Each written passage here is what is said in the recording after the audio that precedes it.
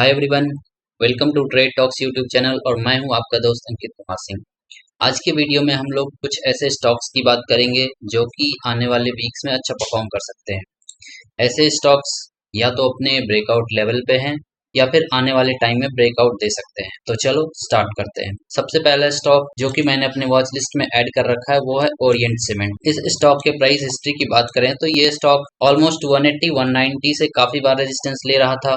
अगर हम पिछले प्राइस एक्शन को देखें तो 2015 में, 2014-15 में, 2016 में, फिर 2017 में इस स्टॉक ने 190 के लेवल से रेजिस्टेंस लिया था। उसके बाद इसमें एक अच्छा फॉल आया था। वापस से जब ये स्टॉक रिकवर किया था तो फिर से उसी लेवल से रेजिस्टेंस लिया था 180 के आसपास से। और अभी अगर हम लोग देखें तो ये स्टॉक सितंबर अक्टूबर 23 में इस लेवल का ब्रेकआउट दिया, 190 के लेवल का ब्रेकआउट दिया और वापस से अभी वीकली टाइम फ्रेम पर उस लेवल को टेस्ट करने आया हुआ है।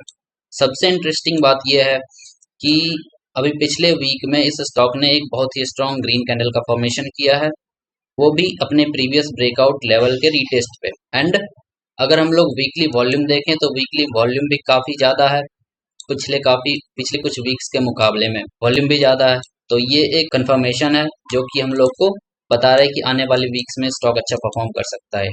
डेली चार्ट पे अगर हम लोग देखें तो स्टॉक ऑलरेडी एक डबल बॉटम पैटर्न का फॉर्मेशन कर चुका है। यहाँ अगर हम लोग देखें तो 190 के आसपास एक डबल बॉटम पैटर्न का फॉर्मेशन कर चुका है और वापस से उस पैटर्न के नेकलाइन पे अभी प्राइस चल रहा है। तो मेरे पॉइंट ऑफ व्यू से ये स्टॉक आने वाले वीक्स में अच्छा परफॉर्म कर सकता है। अपर साइड टारगेट की बात करें तो सबसे पहला टारगेट जो कि हम लोग को आने वाले वीक्स में मिल सकता है वो है 286 और दूसरा टारगेट जो कि हम लोग एक्सपेक्ट कर सकते हैं वो है 344 का।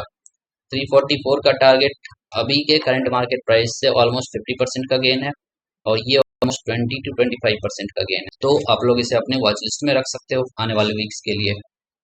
दूसरा स्टॉक जो कि हम लोग बात करेंगे वो है गुजरात गैस। इस स्टॉक को मैं अपनी स्क्रीन पर ऐड कर लेता हूँ। ये स्टॉक है गुजरात गैस। इस स्टॉक के प्रीवियस प्राइस एक्शन को देखें तो बहुत ज़्यादा इंटरेस्टिंग पैटर्न हम लोग को नजर आएगा।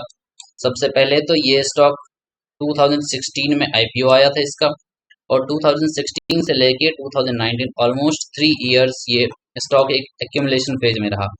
अगर आप लोग को नहीं पता होगा तो मैं बता दूं कि स्टॉक्स में जनरली 4 फेजेज होते हैं। एक एक्यूमुलेशन फेज होता है जिसमें स्टॉक एक ही रेंज में काफी टाइम तक रहता है। वो रेंज कितना भी हो सकता है, 50%, 100% या उससे ज्यादा का भी रेंज हो सकता है। उसके बाद आता है एक एडवांसमेंट फेज। एडवांसमेंट फेज में स्टॉक जनरली बहुत ज्यादा अच्छा परफॉर्म करता है क्योंकि एक्यूमुलेशन फेज के बाद उसका ब्रेकआउट आता है और ब्रेकआउट के रीटेस्ट के बाद एक अच्छा मूवमेंट आता है। और तीसरा फेज होता है डिस्ट्रीब्यूशन का जो कि आपको इस स्टॉक में इस एरिया पर दिखेगा। डिस्ट्रीब्यूशन में होता है कि स्टॉक हाइयर लेवल्स पे काफी टाइम वेट करता है ताकि जो भी बड़े प्लेयर लोअर लेवल्स पे एंट्री बनाई होगी वो अपना पोजीशन यहाँ पे एग्जिट करते हैं और इतना अच्छा चलने के बाद रिटेलर्स की नजर में जब आता है तो रिटेलर्स इस एरिया पर एंट्री करने की कोशिश करते हैं। तो बड़े प्लेयर्स इस जगह पर डिस्ट्रीब्यूशन करके उसके बाद एक डिक्लाइन पेज आता है। बड़े प्लेयर्स इस स्टॉक से आउट हो चुके हैं तो फिर ये स्टॉक डाउनफॉल शो करता है। तो इस स्टॉक के अगर हम लोग पैटर्न को देखें तो एक्यूमुलेशन फेज चला था इसका 20 दिसंबर 2019 तक।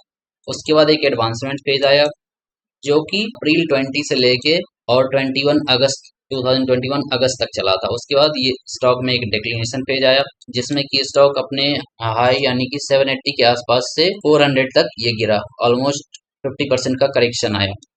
उसके बाद अगर हम लोग अभी रिसेंट का देखें इसका प्राइस एक्शन तो ऑलमोस्ट ये 2 ईयर से एक ही रेंज में बना हुआ था। वो रेंज 400 लोअर लेवल था और 520 530 अपर लेवल था।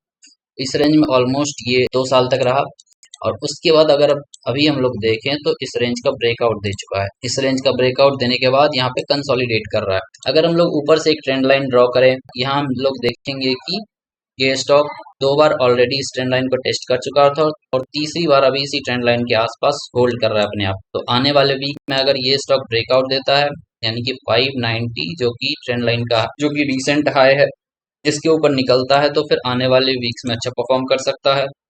हाइयर लेवल्स की बात करें तो पहला टारगेट हम लोग इसमें 783 का रख सकते हैं जो कि स्विंग ट्रेड के लिए परफेक्ट टारगेट है। और उससे भी ऊपर अगर ये स्टॉक मोमेंटम कंटिन्यू करता है तो 982 तक हम लोग दूसरा टारगेट रख सकते हैं। 982 तक अगर हम लोग देखें तो ऑलमोस्ट 66% का रिटर्न मिल सकता है। तीसरा स्टॉक जो कि मैंने अपने वॉच लिस्ट में रखा है वो है GHCL स्टॉक।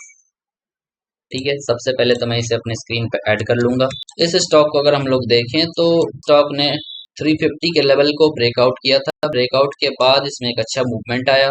अगस्त 21 में ब्रेकआउट करने के बाद ये 700 का ऑलमोस्ट हाई लगाया था अगस्त 22 में, मतलब कि एक साल में 350 से 700 ऑलमोस्ट 100% का गेन शो किया।